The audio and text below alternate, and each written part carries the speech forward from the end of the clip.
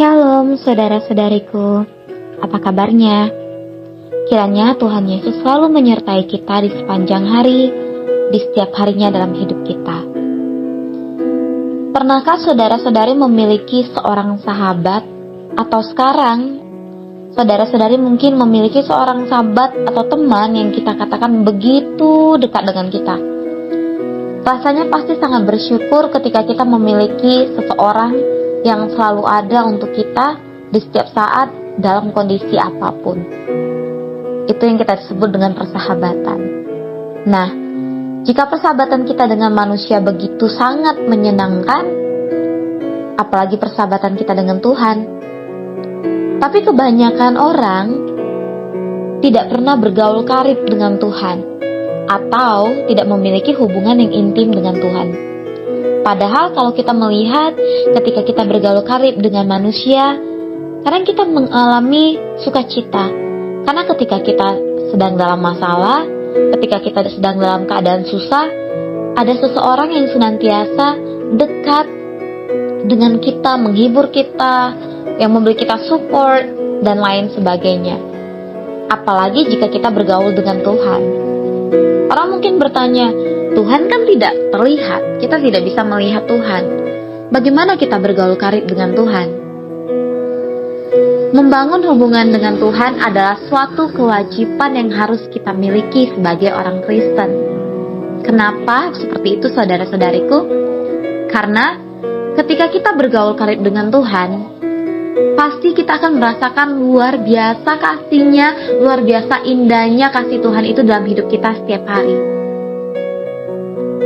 Ketika kita tidak bergaul dengan Tuhan, tidak memiliki hubungan dengan Tuhan saja, terkadang Tuhan masih mengasihi kita loh. Setiap hari kita bangun, kita diberikan kesehatan, kita bisa menghirup udara dengan gratis. Itu semua karena kasih Tuhan. Apalagi jika kita memiliki hati hubungan yang intim dengan Tuhan Yesus. Dengan manusia saja kita bisa merasa bersyukur ketika kita memiliki kedekatan. Karena kan pada dasarnya kita tidak bisa hidup sendiri. Manusia itu adalah makhluk sosial, selalu membutuhkan orang lain. Nah, sebagai orang Kristen, kita dengan Tuhan itu sebenarnya tidak memiliki jarak apapun, saudara-saudariku. Terkadang yang membatasi kita itu hanya dosa kita. Yang membatasi kita dengan Tuhan itu dosa kita. Tapi terkadang Tuhan tidak melihat apa yang menjadi dosa kita di masa lalu. Berapa kali kita jatuh, Tuhan tidak melihat. Ketika kita terus datang kepada Tuhan, ketika kita terus mau berhubungan intim dengan Tuhan, kita berbicara, kita ngobrol-ngobrol sama Tuhan, bagaimana kita menganggap Tuhan itu adalah Bapa kita, sahabat kita, Tuhan kita. Karena Tuhannya orang Kristen itu bisa menjadi apa saja. Menjadi seorang Bapa, seorang Allah, seorang pelindung kita, bahkan seorang sahabat sekalipun.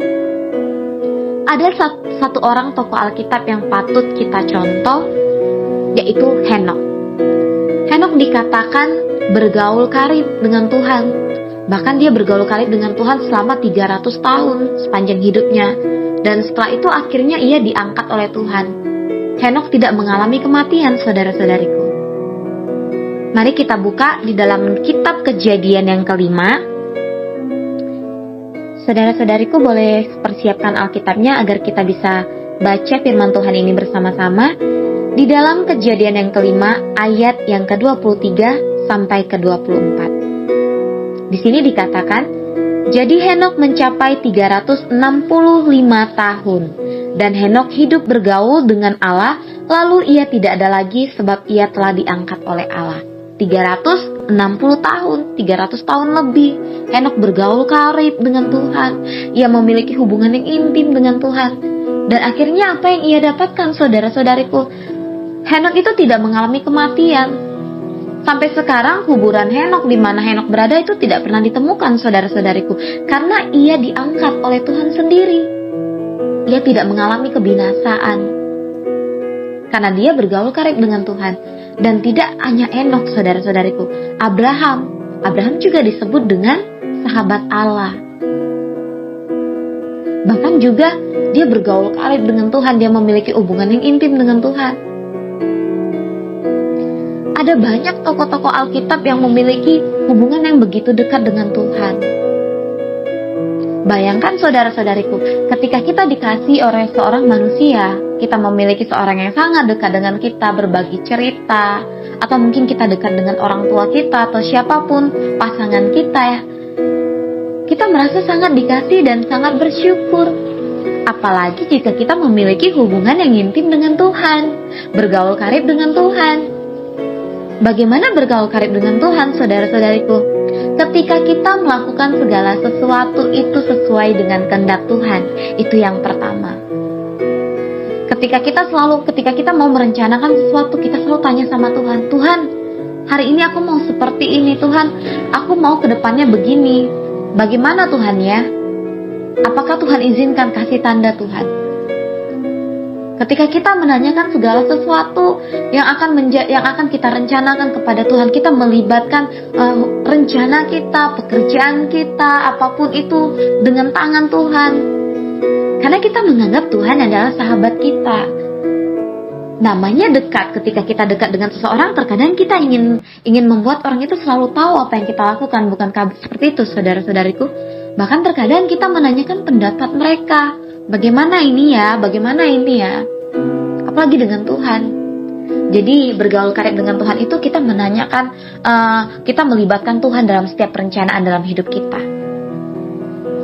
Supaya kita mengerti apa yang menjadi kehendak Tuhan dan apa yang bukan menjadi kehendak Tuhan. Kadang aja sahabat saudara-saudariku, ketika kita melakukan kesalahan atau ada sesuatu yang menurut mereka kurang baik untuk kita, pasti seorang sahabat itu akan bilang, itu gak baik loh buatmu. Menurut aku seperti ini aja deh. Menurutku kamu tinggalin aja deh dia. Apalagi dengan Tuhan. Tuhan itu lebih mengetahui segala sesuatu yang terbaik atas hidup kita dibandingkan dengan manusia, dibandingkan orang terdekat sekalipun, saudara-saudariku. Orang terdekat itu bisa menyakiti kita loh. Kita bisa dibuat kecewa, kita bisa dibuat patah hati, kita bisa ditinggalkan kapan saja, baik itu ia meninggalkan kita pergi atau dia dipanggil Tuhan. Tapi Tuhan sendiri setia. Tuhan Yesus adalah satu-satunya yang bisa menjadi sahabat kita yang paling setia sampai akhir. Bahkan Tuhan sendiri yang akan menemani kita sampai akhir di hidup kita. Ketika kita susah, kadang orang lain meninggalkan kita, tapi Tuhan tidak. Ketika kita melakukan kesalahan, kita berselisih paham dengan sahabat kita atau pasangan kita, mereka bisa saja kecewa dengan kita dan meninggalkan kita. Tetapi Tuhan tidak. Bahkan Tuhan tidak mau menghakimimu loh. Dia cuma bilang, gak apa-apa nak, kita coba lagi sama-sama, kita ulang lagi bersama-sama. Tidak apa-apa ya, ada aku yang selalu mengasihimu, lebih dari orang terdekatmu. Tuhan mengasihi kita tuh lebih dari orang tua kita, lebih dari siapapun yang kita kasihi di dunia ini, lebih dari orang tua kita, saudara-saudariku, pasangan kita. Tuhan begitu mengasihi kita karena Dia ada di hati kita. Ketika kita ada di hatinya Tuhan, wah, Tuhan pasti melakukan yang terbaik atas hidup kita. Pertanyaannya, mau nggak kita ada di hati Tuhan? Atau mau nggak kita taruh Tuhan dalam hati kita, saudara-saudariku? Yang pertama tadi kita katakan bergaul karib dengan Tuhan, mengenal kehendak Tuhan, melibatkan segala sesuatu dalam perencanaan kita dengan tangan Tuhan. Yang kedua, membangun hubungan intim dengan Tuhan itu bagaimana, saudara-saudariku? Ketika kita bisa dekat sama orang, biasanya kita sering komunikasi sama dia, ya kan? Kita mungkin setiap hari telepon dia, atau setiap hari kita chattingan sama dia, atau kita ngobrol, kita sering bertemu, jalan bareng, seperti itu ya. Kita memiliki namanya hubungan. Akhirnya lama-kelamaan hubungan itu menjadi dekat sahabat. Akhirnya saling mengenal satu sama lain. Di situ timbullah kasih. Itu dengan manusia. Bagaimana jika dengan Tuhan? Bergaul karib dengan Tuhan itu sangat mudah, saudara-saudariku. Kita nggak perlu kita nggak perlu budget untuk kita bertemu dengan orang ini. Kita keluarkan ongkos, kita makan atau kita traktir sahabat kita, atau kita keluarkan uang untuk segala macam. Bagaimana kita bisa ngobrolnya enak gitu kan ya, saudara-saudara. Biasanya kan seperti itu ya. Tapi dengan Tuhan itu gratis. Kamu tidak perlu ongkos untuk nyamperin Tuhan. Tuhan itu kan ada di surga, ya kan? Tapi caranya gimana? Kita setiap pagi ketika bangun tidur, sapa Tuhan terlebih dahulu. Tidak perlu saudara-saudari berjam-jam menyapa Tuhan, 6 jam. Kalau saudari bilang, oh sibuk, tidak sempat, pagi-pagi saya harus bekerja, berangkat. Ketika kita kasih waktu kita 10 menit saja, itu berarti buat Tuhan. Bergaul karib dengan Tuhan, kita bangun pagi saat teduh, kita renungkan firman Tuhan sejenak. Kalau kita memiliki waktu, kita menyembah, tapi usahakan kita menyembah, saudara-saudariku. Kita dengar suara Tuhan lewat firman Tuhan, atau mungkin lewat orang-orang sekitar kita yang menyampaikan firman Tuhan, atau kita baca Alkitab sendiri. Setiap pagi bangun dan katakan, Tuhan Yesus, pagi ini saya mau mengawali hari ini dengan Tuhan. Biar Tuhan yang tuntun apa yang setiap menjadi rencana saya pagi ini dan seterusnya. Biarlah Tuhan bersama saya. Katakan seperti itu. Selalu libatkan Tuhan. Lalu di malam hari ketika kita mau tidur, kita bisa ngobrol-ngobrol sama Tuhan. Kadang kita memiliki satu kejadian di satu hari, misalkan pasti kita buru-buru nih, kita telepon pasangan kita, atau kita ngobrol sama orang terdekat kita ceritakan, pagi ini aku seperti ini loh, hari ini aku capek sekali, ada banyak pekerjaan, aku ini begini segala macam. Kadang pasangan kita mungkin atau teman terdekat kita tiba-tiba sibuk, tidak bisa mendengarkan kita. Nah, Tuhan itu gak pernah yang namanya sibuk ya, gak pernah, saudara-saudariku. Datang ke Tuhan. Saya sering seperti itu, saudara-saudariku. Ketika saya mengalami lelah hari itu, malamnya saya sempatkan diri mungkin 10 menit saya ngobrol sama Tuhan. Saya katakan, Tuhan, hari ini saya ngalami begini loh Tuhan. Hari ini aku senang banget Tuhan, karena hari ini ada yang memberi aku berkat. Atau ketika saya kecewa, Tuhan Yesus, hari ini hati saya dipatahkan. Saya mengasihi seseorang, tapi kok rasanya sedih ya Tuhan ya. Hati saya hancur. Saya terbuka, saudara-saudariku. Apapun itu, tidak ada yang saya tutup-tutupi. Mungkin kalau dengan orang terdekat, mungkin masih ada namanya kita jaim atau jaga image ya. Kita takut untuk ngasih tahu rahasia kita. Kita terkadang takut memperlihatkan sisi lemah kita. Tapi ketika dengan Tuhan, saya itu menjadi diri saya seadanya.